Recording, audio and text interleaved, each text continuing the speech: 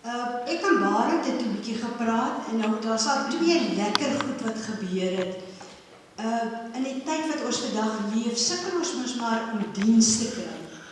En om mense te kry dat hulle dit wat hulle beloof hulle gaan doen te doen. Maar weet jy, hierdie uitgewer van hierdie boekie, Naledi, hulle is gelukkig hier naby ons.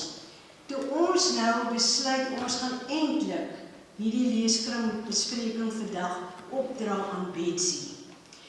Toe vra Barend my, hoor jy, julle gereël dat daar boekies verkoop word? Nee. Dit was Saterdag nou, Barend, of was dit nie, dit was Vrydag.